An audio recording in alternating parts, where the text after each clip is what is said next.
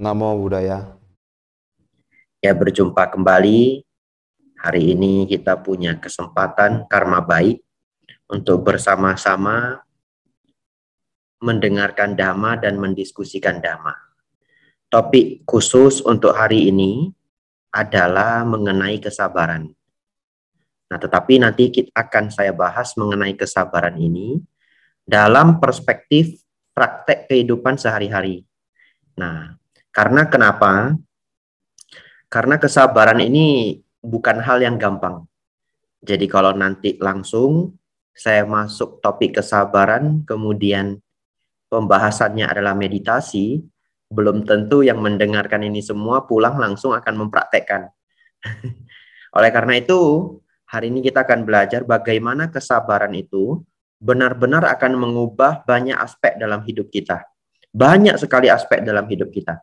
Dan kalau seseorang bisa pelan-pelan belajar mengenai kesabaran, permasalahan hidupnya itu akan berkurang, berkurang, dan berkurang. Nah, kata sabar itu sendiri dalam bahasa Indonesia memiliki beberapa makna. Nah, sesungguhnya kata khanti dalam khanti paramang tapotitika itu pemahamannya adalah kemampuan untuk bertahan. Kemampuan untuk bertahan dalam keadaan-keadaan yang tidak nyaman, bertahan dalam keadaan-keadaan yang bisa dikatakan menderita begitu. Tetapi kata sabar dalam bahasa Indonesia itu lebih daripada kata khanti dalam bahasa Pali. Tapi tidak masalah. Juga satu hal yang baik, kita akan belajar apa saja sebenarnya sabar dalam bahasa Indonesia. Jadi sabar dalam bahasa Indonesia itu juga termasuk sabar pada proses.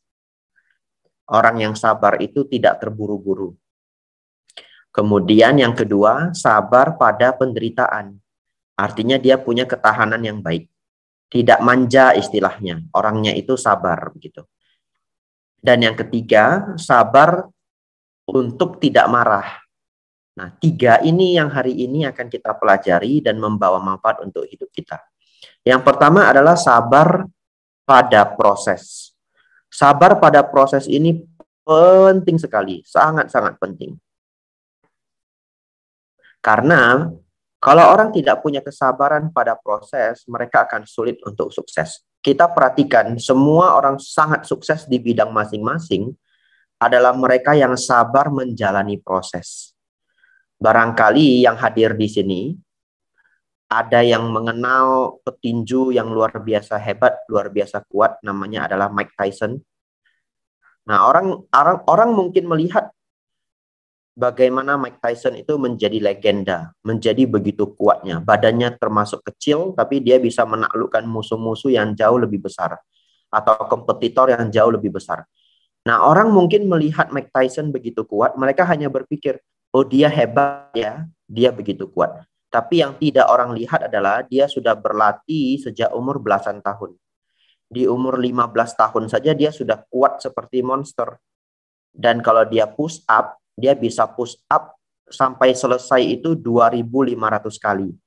Mungkin tidak langsung 2.500 kali, tapi bisa saja sekali push up 200 kali, kemudian 12 set, 13 set. Dia sit up itu bisa sit up 2.500 kali. Nah, jadi yang orang lihat itu hanya Mike Tyson-nya, tapi orang tidak melihat push up dan orang tidak melihat sit up-nya. Dan tidak hanya itu, ya latihan yang dia jalankan itu sangat berat. Saya ingat dulu saya masih berumah tangga, saya pernah bertemu Chris John. Chris John datang ke Medan. Dan pada saat itu, Chris John juga cerita, kalau mereka sudah latihan untuk mempersiapkan pertandingan, dia akan pergi salah satunya ke Australia. Waktu itu dia latihan di Australia. Selama 3-4 bulan itu dia akan dikarantina, tidak boleh kemana-mana, bahkan tidak bertemu keluarganya dan latihannya sangat berat. Kemudian makanan semua diatur, minuman diatur, dan sebagainya. Orang tidak melihat, sering orang tidak berpikir proses itu, yang orang lihat hanya Chris John-nya hebat. Nah, hari ini saya ingin menanamkan satu hal yang baru. Satu hal yang bermanfaat luar biasa untuk kita, yaitu sabar pada proses. Nah, sebelum saya masuk ke sabar pada proses, kita lihat dulu orang yang tidak sabar pada proses. Nah, mereka yang tidak sabar pada proses tercermin sekali di dalam masyarakat. Misalkan, karena saya cukup lama di Thailand, misalkan kebiasaan orang Thailand, terutama kalangan yang bisa dikatakan kalangan yang kurang maju begitu ya, mereka sangat senang sekali berjudi. Nah, bahkan di Thailand itu yang sangat populer adalah lotre. Memang lotrenya itu legal, lotrenya itu adalah lotre milik negara. Dan kalau menang itu harganya hadiahnya besar. Jadi kalau kita beli lotre harganya itu kalau saya tidak salah kalau dirupiahkan itu 25.000. Nah, hadiah utamanya itu bisa 400 juta. Jadi itu menarik sekali. Itu sangat menarik. Tetapi yang orang tidak lihat itu adalah lotrenya itu 8 angka, bukan 4 angka. Ada yang 8 angka, ada yang 10 angka, begitu ya. Wah, ini kalau sudah cerita angka ini Saudara Willy ikut semangat ya. Nggak, saya herannya aja Bante, Medan 4 angka Bante kan? Karena Betul, 8 angka kan gitu kan? 4 angka saja sudah tidak tahu Sudah kapan sulit menang. kali kan untuk ditebak. Ya, di Thailand itu ada yang 8 angka, ada yang 12 angka. Jadi kita katakanlah 8 angka. Wah, itu kemungkinan menangnya itu berarti adalah 1 banding 8 angka itu 99 juta berarti ya.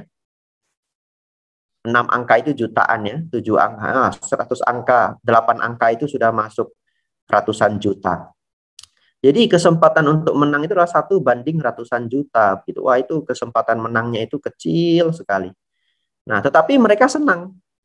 Mereka senang. Jadi bahkan di wihara itu, kalau nanti datang jalan-jalan ke wihara-wihara di Thailand, bahkan termasuk tempat saya tinggal di Wat Bowon, ada orang yang ini jualan lotre. Dulu awal-awalnya saya tidak tahu ini orang jualan apa. Setiap saya mau centing pagi, centing sore, ada abang-abang istilahnya, ya. Kadang kakak-kakak itu dia bawa seperti papan begitu, ibarat kata seperti papan itu bisa ditutup. Nah, satu ketika ada umat yang mau beli lotre dan lotrenya itu tidak ini ya, tidak ilegal ya. Jadi tidak seperti togel di Kota Medan atau di Indonesia yang ilegal. Itu legal milik pemerintah. Nah, jadi kalau orang mau beli nanti papannya itu dibuka begitu. Nah, ketika dibuka kita nanti milih. Kita milih tiket mana yang ingin kita beli dan kita pilih 8 angka. Nah, kenapa mereka jualan di wihara? Orang Thailand juga punya kepercayaan kalau mereka ketika datang ke wihara itu membawa keberuntungan, jadi mudah-mudahan bisa menang begitu ya. Nah, itu adalah praktek yang sering sekali, praktek judi, kemudian praktek lotre.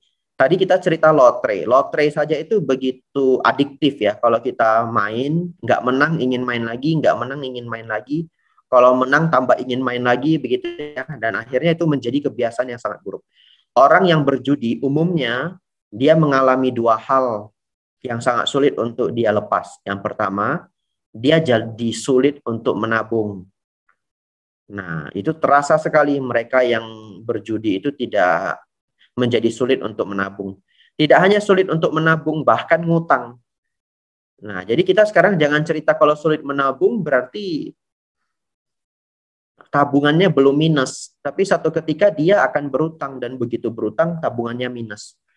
Yang kedua, orang yang sudah senang berjudi sampai menjadi kebiasaan buruk, ya, yang berjudi sampai menjadi kebiasaan buruk itu juga punya sifat tidak bisa menjalani proses. Jadi kalau misalkan nanti diajak keluarganya, ayo mau ndak ikut jualan, jualan apa? Jualan mie pangsit, jualan nasi lemak, saya ndak mau. Dia sudah nggak bisa menjalani proses itu. Padahal dia tidak tahu bahwa setiap kesuksesan itu adalah kesuksesan kecil ya, atau hal-hal kecil yang dibangun pelan-pelan. Mungkin awalnya dia hanya bangun warung mie pangsit yang kecil begitu, bahkan mungkin mulainya hanya dari depan rumah, bahkan rumahnya bukan jalan besar, agak masuk gang begitu. Tapi mie pangsitnya enak, pelan-pelan dia maju ke depan, sewa tempat yang lebih depan begitu. Lama-lama wah lebih rame, dia sewa lagi, pelan-pelan mungkin maju ke Jalan Wahidin, Jalan Asia. Satu hari dia jadi lebih maju, dia buka cabang. Dan tidak heran akhirnya menjadi mie pangsit dengan cabang di mana-mana. Dan juga bukan hal yang tidak mungkin setelah 7 tahun, 8 tahun, dia buka cabang mie pangsit di Jakarta, di Surabaya. Nah, dalam waktu 10 tahun akhirnya dia jadi orang yang sangat sukses, punya restoran di mana-mana. Tetapi orang tidak tahu bahwa itu dimulai dari ajakan temannya, ayo kita jual mie pangsit yuk depan rumah. Betul ya? Nah, jadi permulaan itu, hal yang berat itu, proses yang dijalani itu biasanya sudah tidak bisa dijalani oleh mereka yang sudah senang berjudi. Kenapa? Karena orang yang sudah senang berjudi itu dia punya mindset, punya cara berpikir yang disebut instant gratification. Maunya cuma instan, maunya cuma instan. Nah, oleh karena itu tadi saya sebelum bahas ke sabar pada proses, saya ingin memperkenalkan gimana sih orang yang tidak sabar dengan proses. Nah, salah satu contoh yang jelas sekali mereka yang tidak sabar pada proses adalah mereka yang senang berjudi. Tidak hanya senang berjudi, mungkin senang main saham, ya, saham yang kita sebut trading atau saham harian. Maunya itu beli jual lagi, beli jual lagi, beli jual lagi. Harapannya satu hari bisa untung jutaan. Tetapi tidak jarang ya, kemarin di Jakarta ada umat mendatangi Bante, mendatangi biku, dan dia mengalami kegagalan, kerugian karena trading saham sampai kehabisan uang 3 miliar.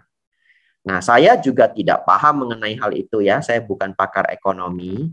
Nah, saya hanya ingin cerita bahwa kalau orang-orang sudah terperangkap dalam konsep ingin instan, tidak jarang mereka akhirnya menjadi sulit sukses.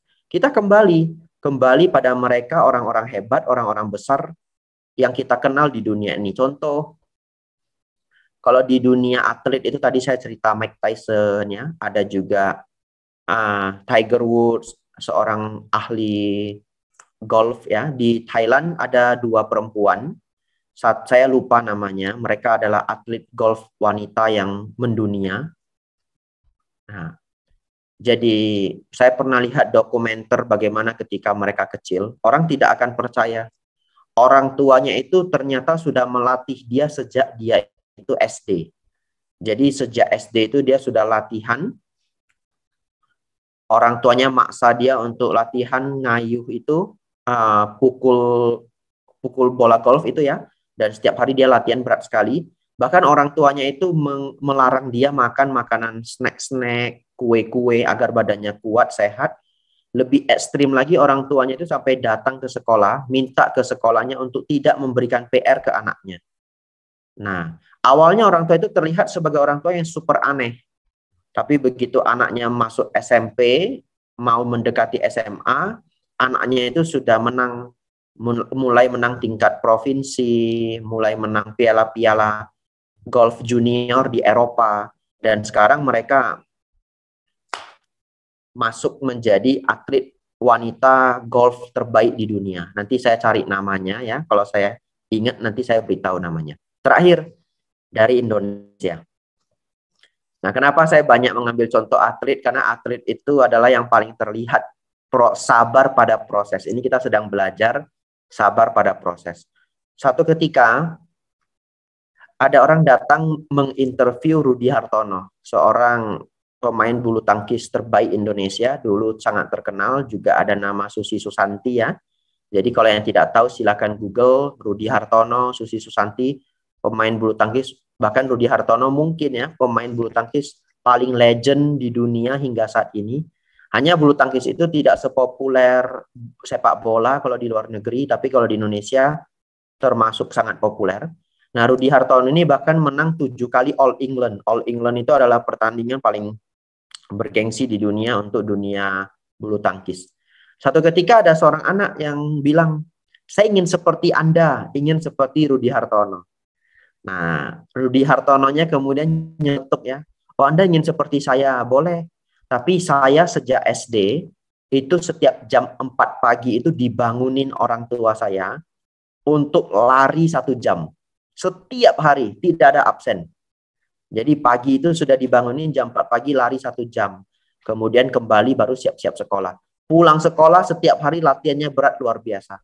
Kemudian anak kecil itu langsung bilang, oh kalau gitu saya nggak jadi deh. Nah, ya walaupun itu hanya anak kecil ya. Tapi di sini kita bisa lihat bahwa ketika kita melihat mereka, Rudi Hartono, Susi Susanti, Tiger Woods, Sang Buddha, Bante Sariputa, Bante Anuruddha, kita hanya melihat nama-nama besar mereka dari kesuksesan.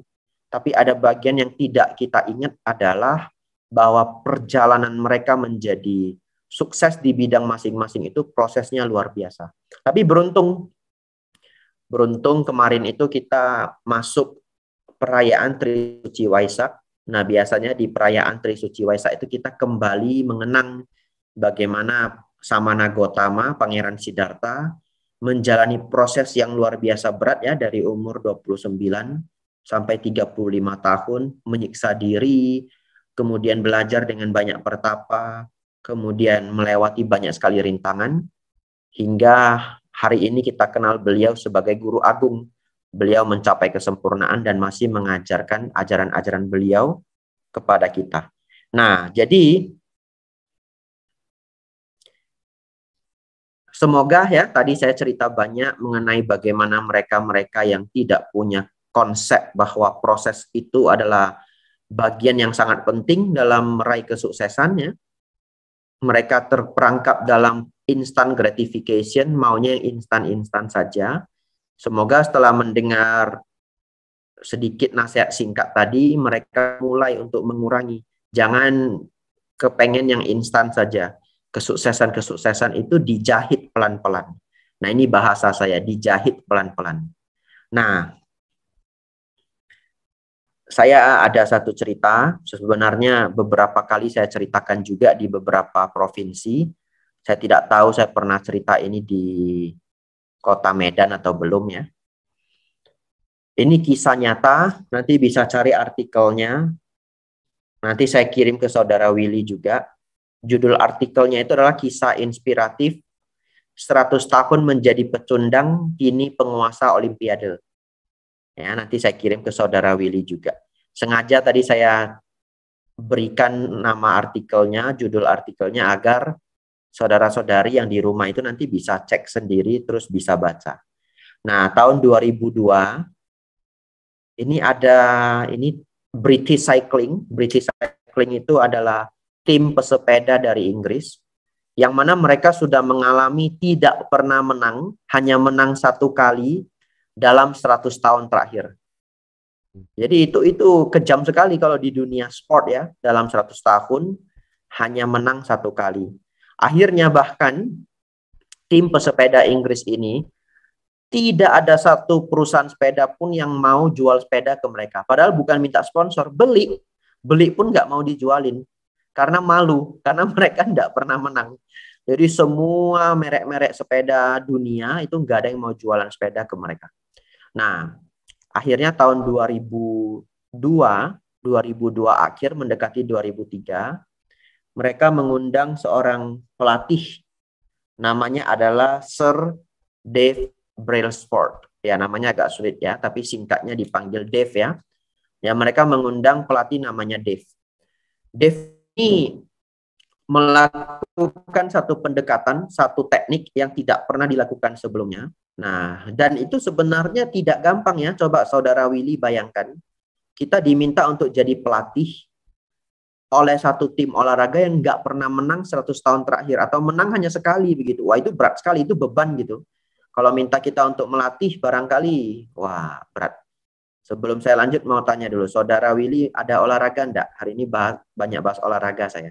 Ada Bante. Senangnya olahraga apa? Badminton Bante.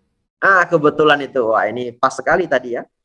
Saya menjelaskan Rudi Hartono. Nah, Saudara Willy tahu betapa pentingnya pelatih, teknik latihan ya. Kemudian conditioning, latihan fisik, itu Saudara Willy akan paham sekali. Nah, akhirnya Dave ini dia melakukan satu teknik yang tidak terpikirkan sebelumnya. Dia dengan sangat sabar, nah ini saya ulangi ya, dengan sangat sabar, karena tema kita hari ini kesabaran. Dia dengan sangat sabar melakukan improvement atau pengembangan-pengembangan sangat kecil di setiap bidang yang bisa dia kembangkan. Tapi kalau kita lihat dari luar itu cenderung aneh begitu. Kenapa? Karena yang dia improve itu benar-benar hal-hal yang kadang nggak kepikiran orang. Hmm. Misalkan dari sepeda saja, dia cari sadel sepeda yang lebih nyaman. Pelan-pelan sadelnya itu dia ganti yang lebih nyaman. Besoknya dia cari jari-jari yang lebih kuat dan lebih ringan. Besoknya dia cari itu gerigi-gerigi yang lebih efektif. Pelan-pelan sepedanya itu dia improve. Kemudian pakaian dari atletnya. Dia cari pakaian yang lebih nyerap keringat. Kemudian setelah siap latihan, dia nanya mereka, nanya atletnya, apa yang kalian rasakan? Kenapa kalian ada merasa apa yang membuat kalian terganggu? Kemudian pesepedanya bilang, kami merasa terlalu dingin, jadinya otot kami kurang kuat. Dia pasang pemanas di baju mereka, di pakaian mereka. Kemudian teknik-teknik latihan itu diimprove. Dari hal-hal yang sangat kecil, bahkan dianggap sepele oleh orang lain. Sesepele apa? Bahkan tempat penyimpanan sepeda, itu biasanya sepedanya itu dimasukkan ke truk-truk besar itu ya, truk-truk penyimpanan sepeda. Truknya itu dia cat putih semua, satu mobil putih semua, dengan pemikiran agar kalau ada debu-debu kecil itu kelihatan begitu. Nah, jadi bahkan hal-hal sesepele itu dipikirkan oleh Dave. Bahkan Dave itu mengundang seorang dokter bedah untuk datang mengajari para atlet ini cuci tangan yang benar. Nah, mungkin kalau kita nggak pernah pandemi, kita merasa ini konyol sekali, ya toh? Karena ini kan cerita tahun 2003, 2004. Nah, jadi mereka belajar cuci tangan yang benar agar mereka tidak gampang kena flu. Karena kalau di Inggris itu begitu kena flu mungkin sudah harus istirahat di rumah 7-8 hari. Dan itu membuat latihan menjadi tidak maksimal. Nah, apalagi kalau kita cerita balap sepeda itu adalah performa yang nanti ketika lomba itu hanya selisih 1-2 detik. Itu sudah menentukan siapa yang juara 1, juara 2, juara 3. Kadang selisihnya hanya 1-2 detik begitu. Nah, dia melakukan penambahan apa saja yang bisa ditambahkan. Bahkan atletnya itu dicek bantal apa yang paling nyaman untuk tidur. Jadi itu kayak sepele gitu, kayak ngapain gitu. Kalau kita lihat dari luar, ini orang ngapain gitu. Jadi pelatih ya udah latihannya aja, nggak usah dipikirin sampai seluas itu. Tapi Dave itu mikirin. Dan sangat luar biasanya, hanya dalam waktu 5 tahun, British Cycling ini comeback. Ketika mereka ikut Olimpiade pertama di tahun 2008, itu 65% semua emas dari cabang olahraga sepeda itu mereka borong. Nah, jadi di dunia olahraga itu luar biasa. Ini ibarat kata tim sepak bola Indonesia yang tidak pernah masuk World Cup gitu ya. Tiba-tiba hanya dalam waktu 5 tahun kemudian, sekarang 2022, mereka ngundang pelatih baru. 2027 mungkin ikut World Cup atau mungkin ikut Cup apa, saya tidak tahu. Tiba-tiba langsung sejajar dengan Korea Selatan, sejajar dengan Jepang begitu ya. Bahkan mungkin pelan-pelan masuk sejajar dengan Eropa. Nah, ini contoh saja. Nah, jadi di sini kita melihat mindset ini disebut mindset marginal improvement ya, atau berkembang sedikit demi sedikit. Yang tadi saya ceritakan itu sesungguhnya banyak dipraktekkan oleh orang-orang besar di berbagai bidang ya. Apakah di dunia dagang, di dunia pendidikan. Coba kita lihat dunia pendidikan. Orang bisa S3 doktor ya, seperti misalkan Bante Santacito. Kita melihat Bante Santacito itu doktor S3 dari Sri Lanka. Tapi betapa beratnya beliau belajar ketika di Sri Lanka. Karena Sri Lanka itu negara sangat miskin. Bahkan saat ini kita dapat berita Sri Lanka itu bangkrut begitu. Jadi kuliah di Sri Lanka itu berat sekali. Hidupnya itu sangat berat. Nah, tetapi itu beliau jalani setahap demi setahap. Nah, sekarang saya kembali bertanya ke saudara-saudari. Kalau orang tidak punya kesabaran, bisa tidak dia diajak untuk melakukan marginal improvement ini? Berkembang sedikit. Tidak akan mau. Tidak akan bisa. Oleh karena itu, kesabaran ini penting luar biasa agar kita tidak hanya mau yang instan saja, kita mau mengembangkan diri sedikit demi sedikit. Kita kembali ke penjelasan Dhamma ya, karena tadi kita cerita contohnya itu semuanya kehidupan sehari-hari.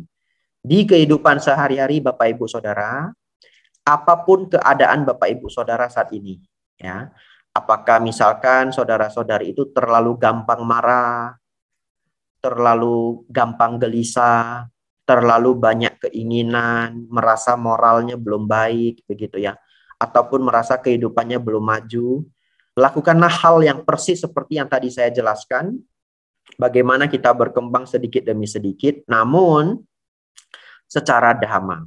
Bagaimana? Dimulai dari senang mendengarkan dhamma. Contoh, dulu Bapak Ibu Saudara jarang ikut kegiatan wihara. Sekarang sudah mulai offline, rajinlah seminggu sekali. Berarti saya terlalu sibuk orangnya, oke, no problem, Anda bisa 2 minggu sekali. Tapi Anda rutin, gitu, continue, komitmen. Nanti setelah 2 minggu sekali, pelan-pelan senang, datang ke wihara nyaman, wiharanya bagus, teman-teman di wihara baik, begitu ya. Lama-lama muncul keinginan, dulunya 2 minggu sekali, nanti jadinya seminggu sekali. Kemudian seminggu itu kan 7 hari. Kadang kalau kita dengar dhamma di hari Minggu, hari Rabu, hari Kamisnya, wah sudah mulai lupa. Bagaimana solusinya? Ikut kegiatan seperti ini, kegiatan online. Nah, hari ini kebetulan hari Kamis, apa sekali contohnya. Nah, jadi saudara-saudari bisa ikut puja bakti Minggu, kemudian Kamis bisa ikut online seperti ini. Nah, kalau tidak mengikuti online bagaimana? Zaman sekarang luar biasa. Silahkan di YouTube itu nyari ceramah dhamma Bante Utamo atau Bante Panya atau Bante Santacito. Nah, banyak Bante-Bante yang kalau saudara-saudari senang dhammanya silakan diikuti. Ada juga Bante Titayanyo dan yang lainnya. Nah, itu ditabung begitu ya, dicicil. Seperti tadi saya cerita tentang bagaimana sabar menjalani proses. Kemudian setelah senang mendengarkan dharma, tidak lupa yang lebih penting adalah merawat 5 sila. Nah, sila itu dirawat dengan baik. Kemudian senang berbuat baik. Kalau ada kegiatan di wihara kita ikut.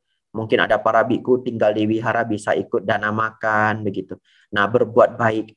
Baik kepada teman, mungkin juga berdana untuk panti asuhan atau program apa saja. Berbuat baik di kehidupan sehari-hari. Kemudian setelah berbuat baik, berlatih mengembangkan metta, karuna, mudita, dan UPK. Ya, tidak saya jelaskan hari ini karena itu panjang sekali. Bahas metta, karuna, mudita, UPK itu satu sesi Dhamma Desana sebenarnya. Nah, kemudian mengurangi kemarahan, keserakahan, dan ego. Mengurangi dosa loba moh. Nah, jadi ada 4 hal yang tadi saya sebutkan. Kalau saudara-saudari ingat ya, saya ulangi biar nanti bisa dikembangkan. Yang pertama, senang mendengarkan dhamma. Yang kedua, latihan merawat sila. Yang ketiga, mengembangkan metta, karuna, mudita, dan UPK. Dan yang keempat itu mengurangi dosa loba moha. Nah, 4 latihan utama ini, ya, ini sebenarnya adalah dana, sila, samadhi, dan panya. Kita kembangkan dengan pelan-pelan, kita cicil dari hari ke hari. Persis seperti bagaimana atlet-atlet yang luar biasa tadi, saya berikan banyak contoh atlet, karena atlet itu latihannya paling berat. Kalau kita cerita kesabaran, saya ingatnya itu para atlet, begitu ya. Kita dengan sangat sabar melatih hal-hal seperti itu. 4-5 tahun yang akan datang, wah kita sudah jadi orang yang sangat luar biasa. Bahkan tidak 4-5 tahun, kalau saudara-saudari latihan dengan baik, tahun depan, 2 tahun lagi, saudara jadi orang yang lebih sabar, jarang marah, disukai banyak orang, dihargai banyak orang. Orang yang merawat sila itu jadi dihargai. Orang yang punya kebaikan hati, sering berdana itu dihargai di masyarakat. Temennya banyak. Nah, hal-hal kecil seperti itu sebenarnya bukan hal kecil ya. Hal besar tapi kita cicil-cicil. Satu ketika tiba-tiba saudara akan melihat, loh kok hidup saya jadi lebih sukses ya. Tahu-tahu saudara itu lebih sukses. 4 tahun yang akan datang saudara jauh lebih sukses daripada sekarang. Nah, itu bukan hanya cerita tiba-tiba Anda sukses. Tetapi itu karena hal-hal kecil yang kita bangun pelan-pelan dan itu akhirnya menumpuk. Contoh, ada orang sukses karena temannya. Setiap kali temannya buka bisnis itu ngajak dia. Akhirnya dia punya 3-4 bisnis yang sebenarnya itu dia cuma kongsi gitu. Dan teman-temannya yang ngejalani. Loh, kenapa temannya bisa sepercaya itu dengan dia? Itu adalah hal baik yang dia pupuk pelan-pelan. Karena orangnya punya sila, dia dipercayai. Selama ini dia kalau handle keuangan itu nggak pernah hilang sepeser pun. Nah, selama ini kalau kita percayain dia sesuatu, nggak pernah ada yang hilang, nggak pernah ada yang rusak. Nah, hal-hal seperti itu dipupuk. Jadi kalau saudara hari ini melihat ada orang yang sukses, dulunya tidak sukses, dan dia sukses dengan cara yang benar, saya ulangi ya, dia sukses dengan cara yang benar, maka sesungguhnya dia sudah sabar menjalani banyak proses. Banyak orang yang tidak tahu bahwa Dharma itu membawa kesuksesan. Banyak sekali orang tidak tahu. Tadi saya menjelaskan bagaimana orang yang hanya berlatih sila, dana, senang mendengarkan Dharma, kemudian mengembangkan metta karuna mudita UPK, menurunkan dosa loba moha, ada hubungannya dengan kesuksesannya di masyarakat, di tempat kerja, di tempat belajar, di dalam karir, dalam pertemanan, membangun keluarga yang harmonis. Nah, itu semuanya ada di sana. Satu ketika saudara lihat bahwa semua aspek hidup saudara itu baik. Wah, pendapatan saya setiap bulannya cukup baik, bahkan bisa dikatakan sangat baik. Saya di tempat kerja itu tidak ada musuh satu orang pun, semua teman baik sama saya. Di keluarga, istri juga saya jarang sekali itu berantem dengan istri, hanya sesekali. Anak itu juga sayang, hormat dengan orang tua, anak saya juga tidak bandel. Saya dengan mertua itu juga akrab sekali, dengan saudara-saudari kandung itu akrab sekali, dengan tetangga akrab sekali. Wah, hidup saya kok bisa semujur itu ya? Misalkan ada orang bertanya begitu ya. No, Anda tidak karena semujur itu. Kemujuran-kemujuran itu Anda jahit pelan-pelan. Itu adalah hadiah dari selama ini saudara mempraktekkan sila. Itu adalah hadiah dari karena selama ini saudara jadi orang baik. Itu adalah latihan yang membuahkan hasil karena saudara mengembangkan metta karuna mudita UPK. Itu adalah hadiah besar, itu adalah hasil dari karena saudara menurunkan kemarahan, keserakahan, dan ego. Sebaliknya, kalau hari ini saudara melihat kok di tempat kerja saya banyak musuh ya, kok saya nggak ada yang suka ya, kok saya kalau jualan itu nggak laris ya, atau kalau saya kerja kenapa banyak masalah ya, kenapa saya jarang dipromosiin, kenapa keluarga saya kurang harmonis, kok saya dengan saudara kandung saya kurang dekat ya, dengan mertua juga kurang dekat, bahkan dengan orang tua juga kurang dekat. Sama Bapak Ibu Saudara, silakan lihat kembali apa yang tadi saya sampaikan. Tapi tidak terlambat. Tidak terlambat. Caranya sama, sabarlah dengan proses, belajar Dharma pelan-pelan dari mulai senang dengar ceramah Dharma. Kita beruntung sekarang kalau kita buka ceramah Dharma di YouTube itu Bante Utamo, Bante Panya, ceramahnya lengkap luar biasa ya. Bahkan di zaman dulu kalau ingin dengar ceramah Bante Panya ya setahun sekali, betul ya? Di Medan itu beliau datang hanya kalau hari Katina gitu. Setahun sekali, kadang 2 tahun sekali. Tapi sekarang kita beruntung ingin dengar ceramah beliau itu wah banyak sekali ada di YouTube. Itu saudara-saudari dengar, kemudian praktek dengan sabar apa yang tadi saya sampaikan semua. 3, 4, 5 tahun yang akan datang, nah, saudara akan melihat hasil luar biasa. Bagian terakhir, sebelum kita masuk ke tanya jawab ya. Kalau kita ngomong sabar, maka yang teringat kita adalah orang yang pemarah. Betul ya? Orang yang pemarah itu dikatakan tidak sabar. Maka kesabaran yang terakhir adalah sabar pada kemarahan. Kalau yang tadi saya bahas adalah sabar pada proses, sekarang sabar pada kemarahan. Bagaimana kita latihan sabar pada kemarahan? Ini juga sulit bagi beberapa orang karena banyak sekali orang yang begini, dia punya penganggapan bahwa saya ini memang pemarah. Saya lahirnya sudah pemarah. Nah, betul mungkin Anda lahirnya sudah pemarah, tapi yang saudara tidak tahu adalah kemarahan itu bisa dikurangi. Begitu. Ya. Betul kalau saudara itu lahirnya lemah, misalkan begitu. Kalau Panco dengan kawan di kelas itu nggak pernah menang gitu. Dengan siapapun nggak pernah menang gitu. Jadi kalau Panco dia ranking terakhir begitu dengan temannya. Yang sekelas misalkan 20 orang pria. Tapi saya ingin juga tanya ke saudara-saudari. Kalau dia rajin latihan, angkat barbel, pelan-pelan ya, walaupun setelah angkat barbel nanti dia badannya kesakitan. 3 hari kemudian dia angkat lagi. 3 hari kemudian angkat lagi. Secara rutin, cukup dalam waktu 9 bulan saya pikir. atau 1 tahun, dia sudah ranking 1 di kelasnya. Betul ya? Jadi itu adalah sebuah perumpamaan bahwa kalau saudara merasa bahwa saudara itu memang orang yang sangat pemarah, sangat tidak sabaran, maka beruntung kalau saudara hari ini dengar ceramah Dhamma ini bahwa kemarahan itu bisa dikurangi. Persis seperti otot yang lemah itu bisa diperkuat, ya. Nah, sifat-sifat kemarahan itu bisa dikurangi. Kesabaran itu bisa dilatih untuk diperkuat. Caranya bagaimana?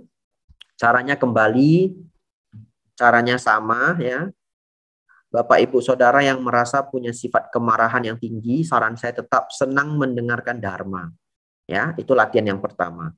Latihan mendengarkan Dharma. Kalau bisa dibuat jadwal seminggu itu seperti punya target ingin 2 kali dengar ceramah Dharma. Kalau bisa ingin 3 kali dengar ceramah Dhamma. Nah, lama-lama jadi lebih sering. Atau yang senang baca buku, silakan baca buku Dhamma. Buku Acan Bram, buku Acan Cha, begitu ya. Ada 2 penerbit yang buku Dhammanya bagus-bagus. Itu penerbit Ehipasiko dan juga penerbit namanya Karania. Jadi saudara bisa masukkan ke Google itu penerbit Karania. Lihat buku-buku apa saja yang ada di sana bagi yang senang baca. Atau bisa datang ke wihara-wihara di Kota Medan. Sekarang sudah bisa offline, sudah bisa datang ke wihara.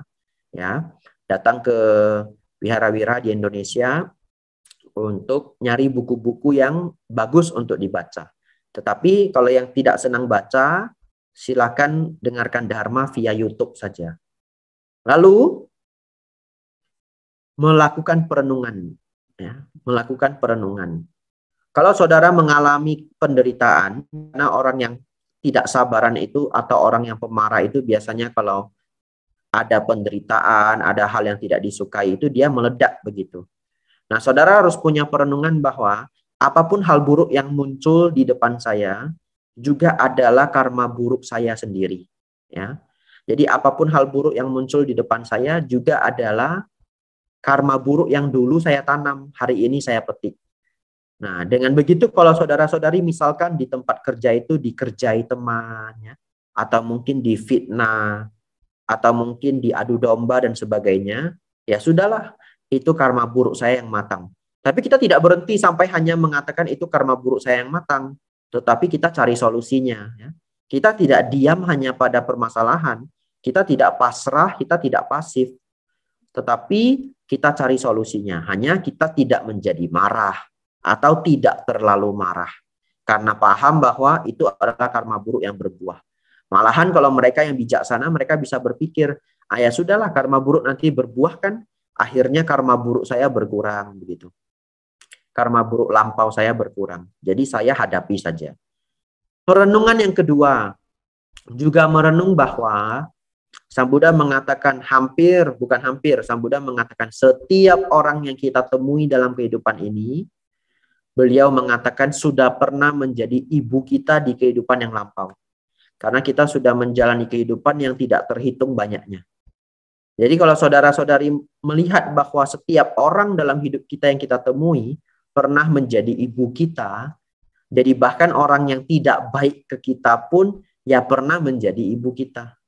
Nah, dengan merenungkan hal seperti itu kita menjadi tidak terlalu marah. Ya sudahlah, dulu dia pernah jadi saudara saya. Ya sudahlah, maklum saja.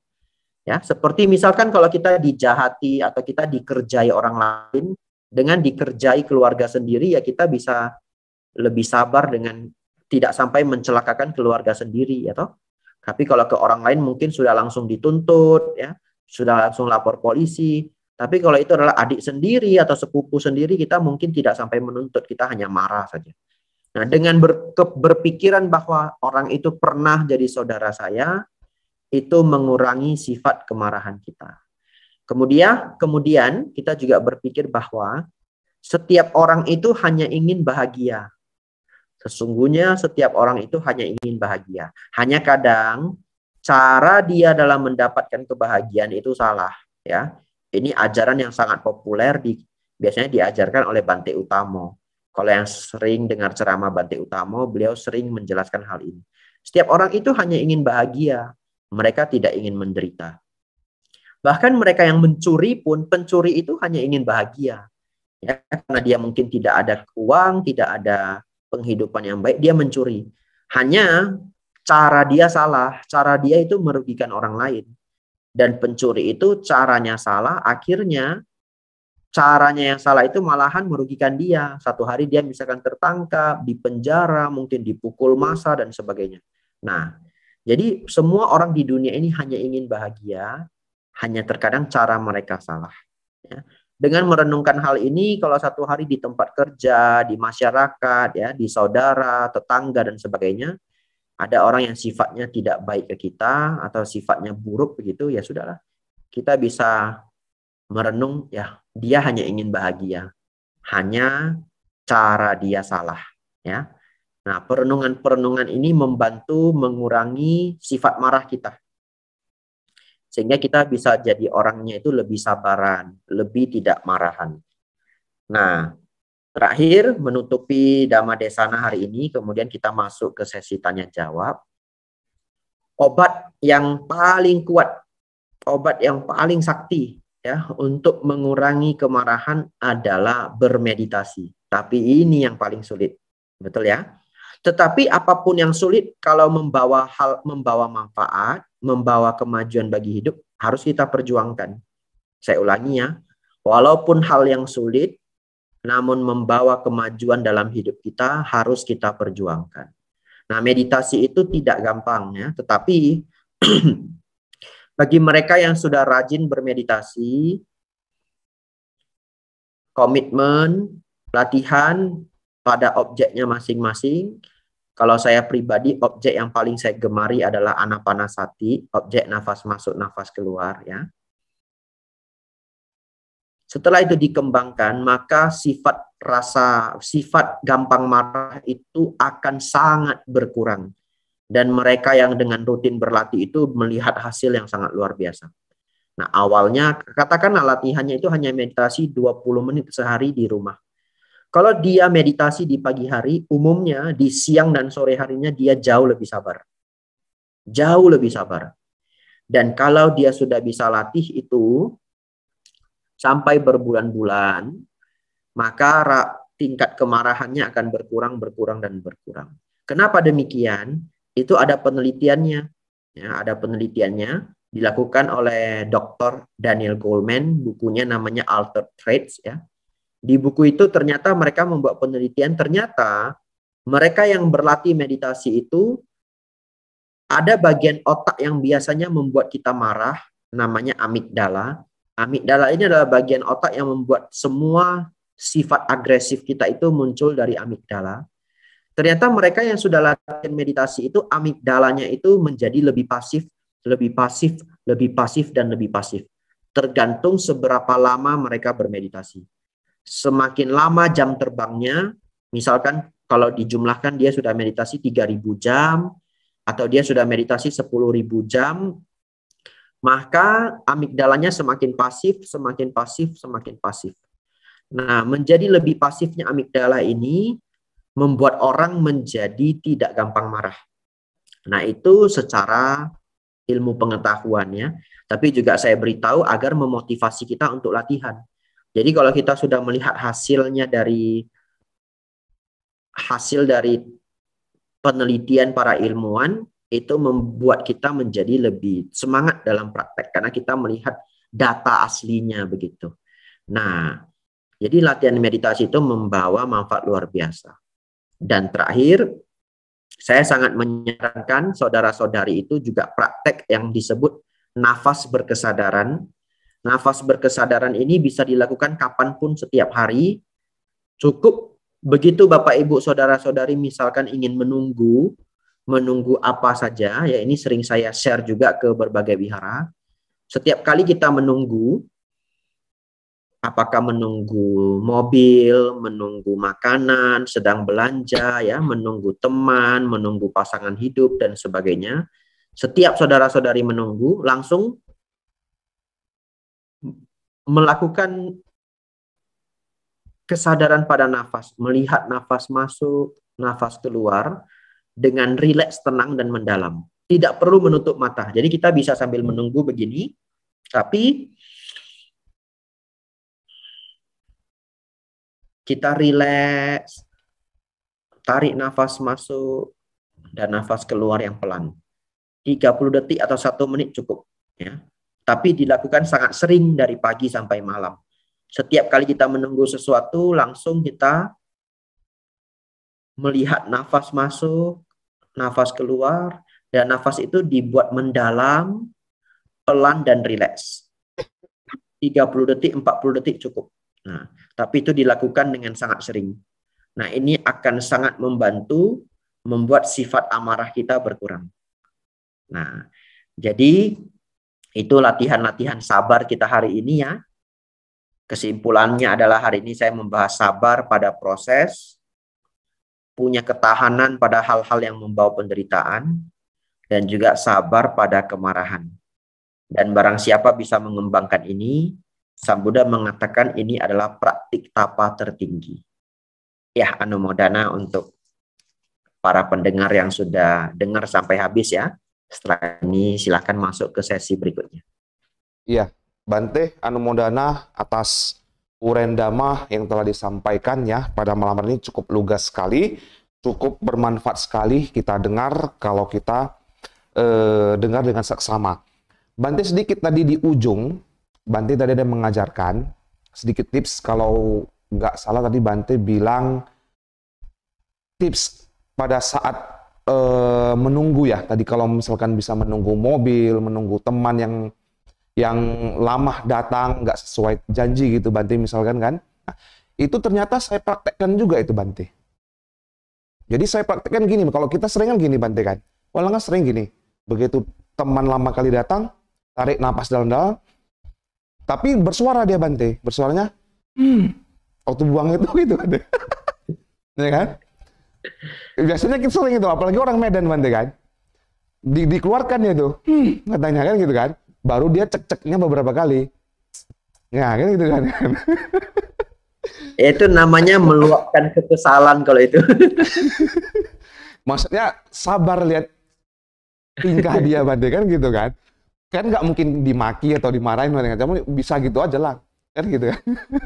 Ya, baik, sekali lagi Bapak Ibu, saudara-saudari yang saat ini bergabung, nah, sudah disampaikan dengan lugas tadi yang disampaikan oleh Bante tentang kesabaran pada malam hari ini. Banyak poin-poin penting yang sudah disampaikan oleh Bante. Nah, tapi secara konseptualnya, kesabaran Bante juga tadi telah dibicarakan atau diuraikan. Saya sudah mencatat di sini, sabar pada proses atau tidak buru-buru istilahnya, itu juga sudah disampaikan oleh Bante ya. Yang kedua, sabar untuk tidak marah. Nah, ini sabar untuk tidak marah ini memang saya setuju dengan Bante katakan di awal tadi, bahwa sangat sulit Bante, memang sangat sulit sekali untuk tidak marah. Tapi ternyata itu memang bisa Bante ya, bisa minimal dikurangi Bante ya. Kalau dihilangkan secara total mungkin butuh proses, tapi dikurangi pelan-pelan itu bisa. Nah, Bante juga tadi sudah memberikan tips bagaimana cara untuk menguranginya. Nah, di sini juga Bante menjelaskan ya, untuk kepada kita semua ya diharapkan yang paling umum sekali itu ya kita harus sering mendengarkan dhamma.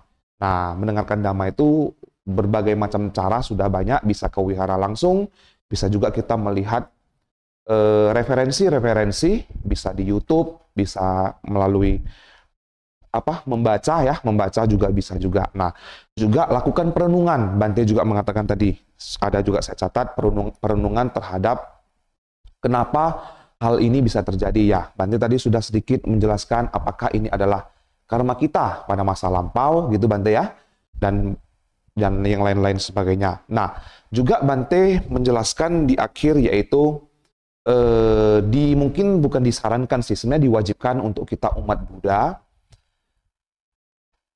ilmu yang paling penting atau yang paling mujarab lah, tadi Bante istilahnya obat tadi ya, obat yang paling mujarab mungkin untuk melatih kesabaran dengan cara meditasi. Nah, meditasi ini seperti kita ketahui bahwa ilmu meditasi ataupun meditasi itu sendiri ya ditemukan atau ditemukan oleh guru agung kita sendiri. Nah, dan sekarang sudah banyak dipraktekkan oleh orang-orang yang non-Buddhis Bante ya. Yang non-Buddhis juga sudah banyak mempraktekkan ilmu yang telah didapat oleh guru agung kita. ya, eh, Siddhartha Gautama atau Buddha Gautama ya. Nah, gini Bante, saya tadi ada sedikit mencatat Bante. Ini bisa nggak dijadikan referensi untuk bahan kita malam hari ini kalau saya boleh menambahkan Bante ya.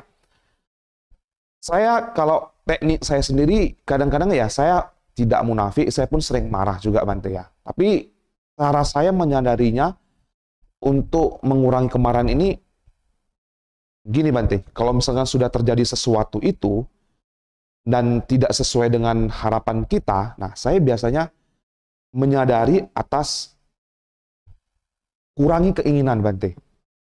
Mengurangi keinginan. Karena saya dalam yang saya pikirkan, semakin banyak saya berkeinginan, ya saya siap-siap. Pasti itu ada resiko yang tidak tersampaikan.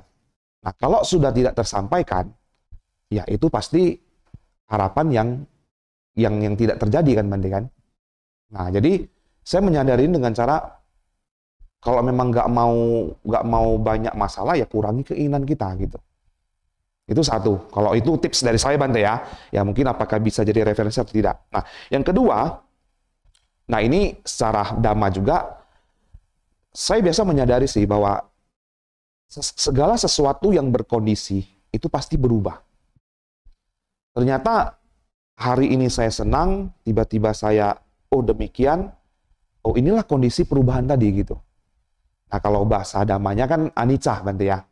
Jadi berubah dan memang perubahan itu memang mau dimanapun di alam semesta ini pasti terjadi. Kan gitu. Nah itu yang terkadang menghibur saya untuk bagaimana kemarahan ini tidak meluap lah gitu. Ya marah-marah juga sih, cuman ya bagaimana saya untuk mengontrol hal ini gitu sih. Nah mungkin ini ya saya nggak tahu ini benar atau tidak, tapi ini menurut versi saya. Tadi Bante juga sudah memberikan versi Bante. Nah apakah ini bisa jadi referensi atau tidak? Nah yang ketiga Bante, saya sering juga kadang berkata seperti ini. Ini mungkin kalau bahasa saya Bante ya. Saya terjadi sesuatu itu saya anggap udahlah ini mungkin saya bayar hutang karma saya. Mudah-mudahan hutang karma saya makin berkurang gitu. Ini kalau bahasa umum saya Bante gitu kan. Oh lagi bayar hutang karma ya udah, suak lo, mencua lagi le. Ya kan? Nah, mungkin karma saya masih ada. Saya bayar pelan-pelan. Kan gitu. Karena saya pernah kejadian juga Bante kalau boleh sedikit cerita. Nah, wah pernah juga kehilangan motopit lah, sepeda motor Bante. Nah, kehilangan sepeda motor. Itu sepeda motor cuma satu-satunya pula itu kan, kehilangan pula kan gitu. Nah hilang ya udah anggap aja saya lagi bayar utang karma, itu aja sih. Itu bahasa saya sendiri Bante sih. Bante kayaknya tadi ada tanggapan sedikit Bante ya, ada mau disampaikan? Ya, menurut saya itu benar sekali tadi disampaikan Saudara Willy ya. Oleh karena itu kenapa tadi saya sampaikan bahwa dalam praktek kesabaran itu kita perlu sering mendengarkan dharma. Karena dharma itu luas sekali. Tadi Saudara Willy menggunakan pemahaman dari corak dunia, anicca, ya. Ya hidup ini ada anicca gitu. Nah, oleh karena itu tadi kenapa saya katakan sering mendengarkan dharma itu akan membuat sifat-sifat buruk kita berkurang. Hari ini kita bahas mengenai kemarahan ya dan sifat tidak sabar. Karena dharma itu luas sekali. Nanti ketika kita belajar tilakkana anicca dukkha anatta, nah, sifat buruk kita berkurang. Satu ketika kita baca Paticca Samuppada, itu juga membantu kita mengurangi dosa loba moha. Satu ketika kita belajar Attha Loka Dhamma, 8 kondisi dunia, kadang beruntung, kadang rugi, kadang dipuji, kadang dicela, kadang dikenal, kadang tidak dikenal, kadang nyaman, kadang sakit. Nah, itu juga membantu kita. Nah, jadi benar sekali tadi tambahan dari Saudara Willy, sangat membantu ya, mengurangi. Hari ini kita bahas mengurangi tidak sabar dan kemarahan. Ya. Baik, Kamsia Bante ya atas masukan yang terakhir tadi. Nah, kita akan langsung masuk saja Bante ke sesi tanya jawab Bante ya. Nah, ini sudah masuk juga pertanyaan pertama nih dari Saudara Rahula. Nah, selamat malam Bante. Saya Rahula dari Medan. Ingin tanya bagaimana menghadapi saudara angkat Bante ya, menghadapi saudara angkat yang dimana tinggal dengan kami. Berarti tinggal setempat lah gitu Bante ya. Tetapi ada sedikit terganggu mental jiwanya. Ada sedikit gangguan mental ada. Nah, selalu ada saja ulah dan terkadang buat emosi dan kesal terhadap tingkahnya mungkin Bante ya. Bagaimana menurut Bante? Ada nggak solusi ataupun saran-saran gitu Bante? Silakan Bante. Ya, ini persoalan yang sulit ya. Ada anggota keluarga yang senang berulah begitu. Apakah saya tidak tahu berulahnya bagaimana ya? Karena kata berulah itu luas sekali. Apakah dia nakal, apakah dia menjahati gitu, apakah dia menjebak dan sebagainya. Nah, bagaimana menghadapi kembali ya kalau dia masih ada orang yang dia respect, kita cari orang itu. Ya, mungkin dia masih respect dengan orang tua kita, mungkin dia masih respect dengan paman kita yang lebih tua atau siapa saja. Nah, kita bisa minta ini bantuan dari orang yang masih dia respect itu untuk memberi nasihat. Nah, tapi memang tidak jarang di kehidupan ini kita ketemu orang yang sudah, waduh, sudah buruk sekali ya. Diberi nasihat juga tidak mau. Kemudian orangnya sangat emosian atau orang yang sangat nakal dan sebagainya. Dan kalau kondisi kita terjebak pada kondisi seperti itu, tidak ada yang bisa kita lakukan lagi, mau tidak mau kita berlatih untuk punya daya tahan gitu ya, atau punya sifat sabar. Kita sabar dalam menghadapi dia. Tapi kita tidak berhenti hanya pada sabar. Selain pada sabar, kita bisa cari solusi, misalkan mulai, ini contoh saja karena ini sulit sekali memberi contoh untuk kasus yang saya tidak ada di dalamnya, begitu ya. Nah, tapi ini sedikit contoh. Misalkan kita perhatikan, dia selalu marah kalau dia itu lapar. Misalkan katakan begitu. Nah, kita bisa ingatkan orang ini anggota keluarga kalau beli makanan itu lebih cepat. Ya. Jadi atau kalau masak lebih cepat. Biasanya kalau masak itu 7:30 matangnya atau jam 7 matangnya. Karena dia orang yang kalau lapar nanti dia berulah ya. Apalagi tadi ada cerita dia punya gangguan mental ya. Kalau sudah gangguan mental itu luas sekali yang mau dibahas. Kata gangguan mental itu saya nggak bisa nebak apa yang terjadi pada dirinya, apakah dia bipolar, apakah dia skizofrenia, apakah dia paranoid, begitu ya, atau hanya kata gangguan dalam pemahaman masyarakat dan sebagainya. Tapi kalau memang itu adalah kasus yang berat, kita sendiri harus belajar sabar, kemudian kita amati apa yang biasanya kecenderungan dia. Misalkan dia selalu marah kalau lapar, ya dia jangan dibiarkan lapar, begitu ya, ini contoh saja. Atau kita juga bisa mulai mengurangi kontak dengan dia. Dalam artian tidak sering bicara. Kalau misalkan orangnya itu sudah terlalu mengganggu, kita bisa mengurangi komunikasi. Nah, untuk beberapa kasus kita malah perlu menambah komunikasi. Nah, jadi ini memang case yang luas sekali. Ya. Jadi karena ini case yang luas sekali, saya kasih nasihat yang general saja. Yang pertama, kita belajar bersabar. Yang kedua, belajar menjadi lebih bijaksana. Nah, yang ketiga, coba amati dia pelan-pelan apa yang sebenarnya dia butuhkan. Ya, amati pelan-pelan apa yang sebenarnya dia mau. Nah, yang terakhir, minta bantuan orang yang pantas. Nah, bahkan kalau tadi cerita gangguan mental, kalau sudah parah sekali, bawa ke dokter. Ya, bawa ke dokter jiwa dan sebagainya. Ya, itu saran Ya, yang cukup general dari saya. ya Bante. Kamsia Bante ya tadi atas jawaban Ya. dari pertanyaan pertama. Tapi gini Bante, saya ada sedikit lanjutan terhadap pertanyaan pertama tadi. Ya ini saya punya contoh juga. Mungkin ini saya akan sampaikan lebih konkret Bante ya.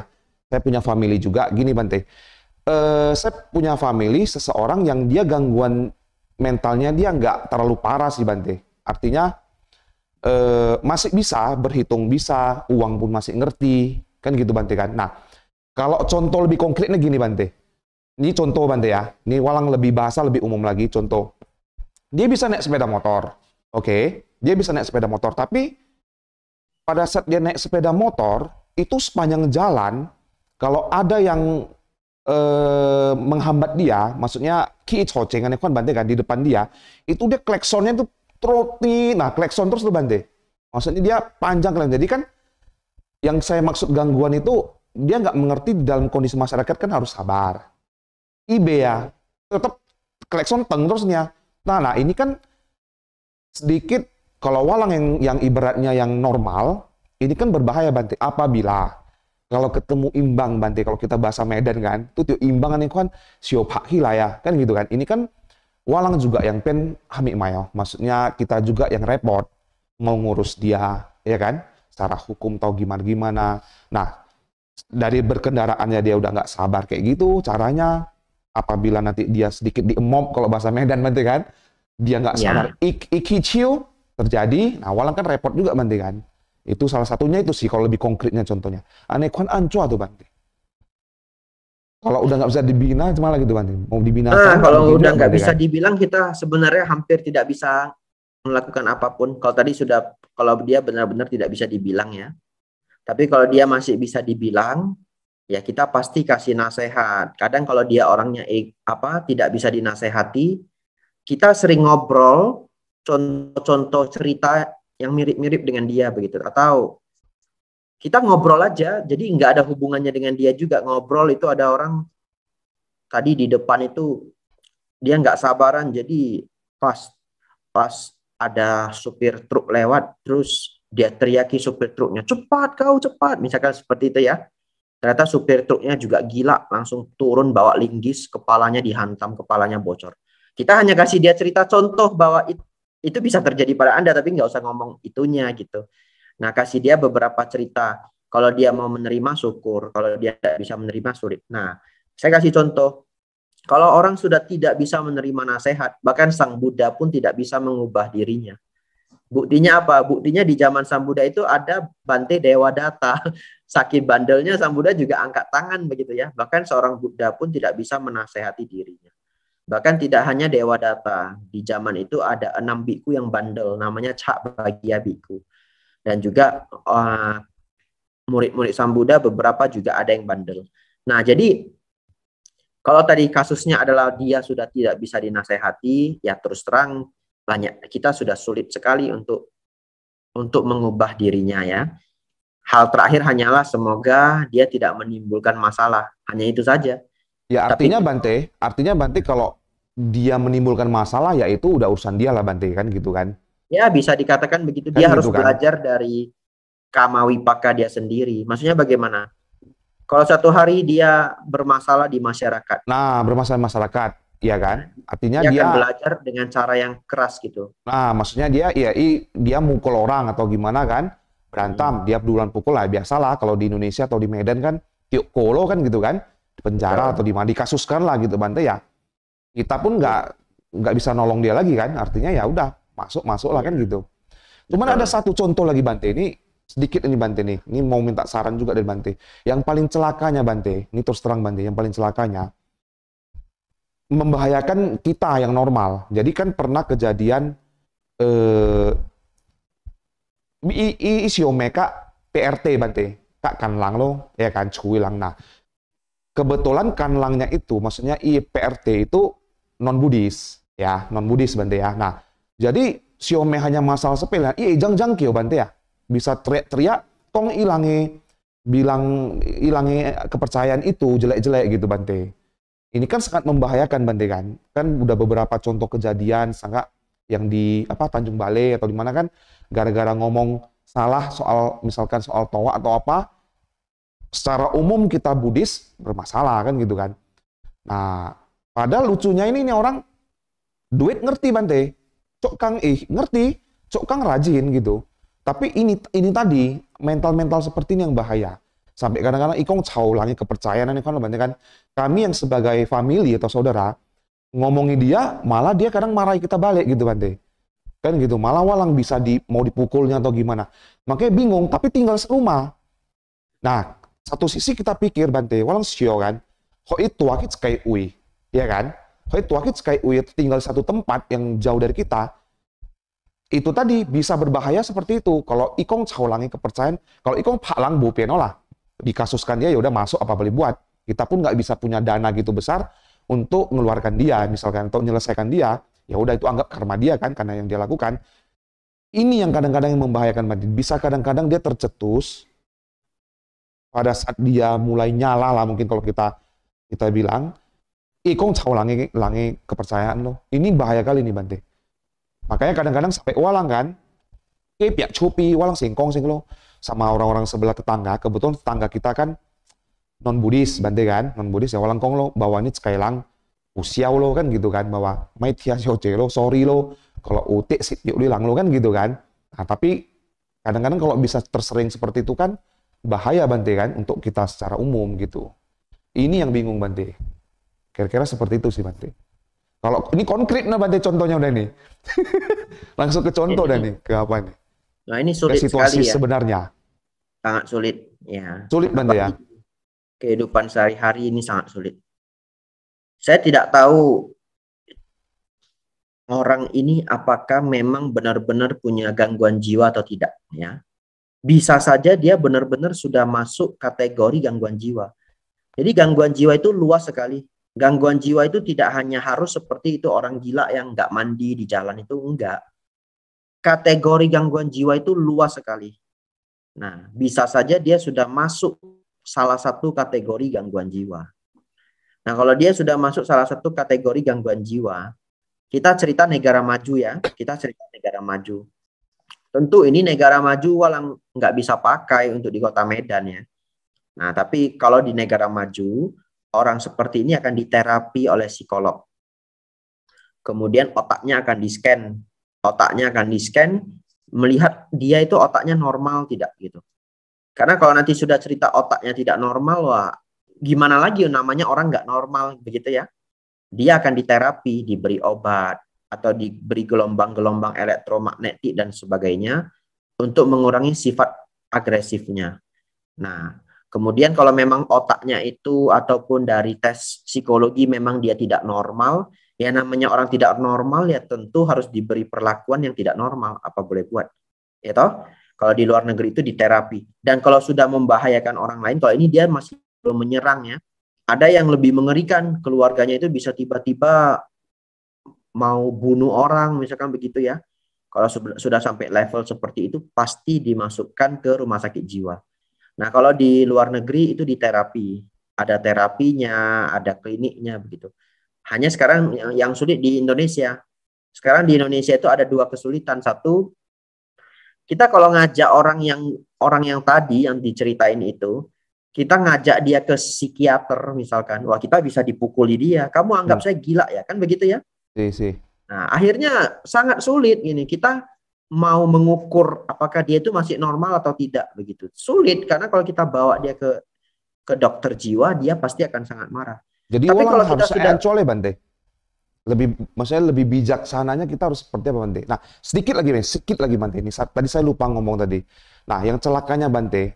Nah, kalau kita misalkan tegur dia atau gimana-gimana, karena pasti ada cekcok mah di situ mah. Nah, ini yang membahayakan sehingga kami mau nggak mau harus mengalah. Tahu apa Bante?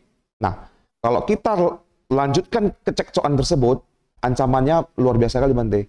Iai sio chua. ya, Mau dibakar rumah. Ini bisa merembet kemana-mana Bante kan gitu kan? Ini betul. jadi tinggal setempat kita harus pokoknya awalang harus ikutin lah mau dia. Pokoknya nggak kita ikutin mau dia, udah cekcok, ancamannya seperti itu. Ai ancoa ho walang Bante. Bingung juga Bante kan? Ya, ini Cak Kangko. Kang Ho. Untuk walang di Indonesia ini sangat sulit, kayak hampir tidak ada solusinya kecuali sabar. Kabar. Kalau di Indonesia ya, iya apa terus terang. Kalau di luar negeri itu mereka lebih terstruktur. Seperti lu cuma ngancam aja kita sudah bisa langsung ini ngambil tindakan, misalkan begitu ya. Walaupun keluarga sendiri. Nah, tapi di Indonesia agak sulit ya, terpaksa kalau Indonesia pakai pendekatan kekeluargaan. Nah, kita mengalah begitu, apa boleh buat, jangan sampai ada masalah. Nah, agak mengalah. Kemudian pintar-pintar mengendalikan dia. Tapi kalau satu hari sudah terdeteksi dia benar-benar ada gangguan jiwa, keluarga itu pergi ke dokter jiwa, nggak usah bawa dia. Konsultasi ke dokter jiwa. Mungkin nanti dokter jiwa menggolongkan, oh ini orang beneran sudah sakit jiwa, dia harus beneran makan obat. kita bisa kasih dia obat. Obatnya itu dimasukkan ke makanan dia. Nah, Obat kenapa sudah saya juga, cerita obat sudah ya? pernah juga Bante.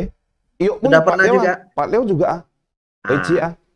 kalau kau Cina ekstrim keadaan ya, wah bupin. Saya harus pakai contoh ilmu kedokterannya. Kau ekstrim bupin mah. Kalau dia sudah, jadi kategori Cekailang itu kenapa harus ada rumah sakit jiwa? Nah, cerita ini penting sekali. Rumah sakit jiwa itu kategorinya adalah orang yang sudah gangguan jiwa dan bisa membahayakan lingkungan sekitar itu terpaksa harus dikurung.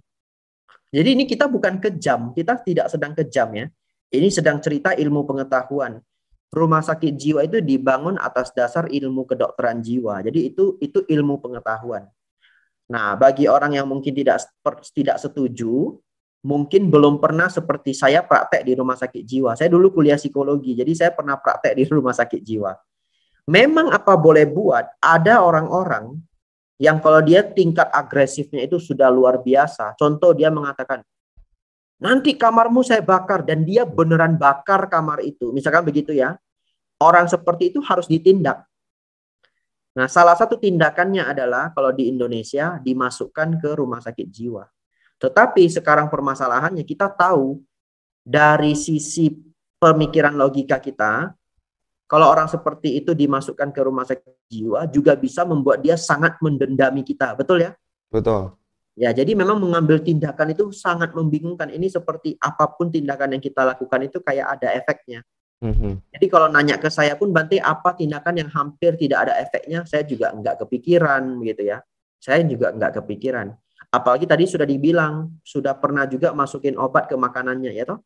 Benar, Ternyata benar. tidak mengalami kekurangan. Kalau bau Nah, efek sih pasti bau Bante, tapi kalau menurut Bante kira-kira hamik Bante. Kalau bau efek sih pasti bau sama Bante kongan. Bante bicara tadi kalau tanpa efek pasti ada efeknya. Tapi yang lebih bijaksana kira-kira apa? Kalau masukkan ke rumah sakit jiwa itu ya terkesan kejam, tapi itu bijaksana nggak Bante ya? Nah, kalau dengan mengalah masih bisa, dia tidak ini dengan mengalah kita masih bisa kontrol dia, itu dilakukan. Tapi kalau sudah membahayakan orang lain dan dia beneran melakukan tindakan, misalkan dia satu hari mukul keluarga kita dengan kayu atau meninju, atau dia sudah pegang senjata tajam, tidak bisa lagi ditoleransi sebelum nanti terjadi kejadian, ya toh? Atau dia beneran pergi nyari bensin begitu, itu sudah tidak bisa ditolerir gitu. Contohnya begitu ya. Tapi kita juga lihat kalau sifatnya selama ini dia hanya mengancam, dan keluarga masih mau mengalah, ya silakan begitu ya. Tergantung keluarga juga. Nah, tetapi kalau dia sudah benar-benar melakukan tindakan kekerasan, membahayakan orang di sekitar, tidak ada salahnya keluarga itu ngambil tindakan. Konsultasi ke dokter jiwa yang baik. Saya ulangi ya, konsultasi ke dokter jiwa yang baik. Jadi nggak usah harus langsung masukin ke rumah sakit jiwa. Cari dokter jiwa yang kita anggap baik, begitu. Tanya teman-teman, tanya keluarga, tanya saudara, ada nggak yang kenal rumah sakit dokter jiwa yang baik. Setelah ketemu dokter jiwa yang baik, konsultasikan. Nah, seperti itu.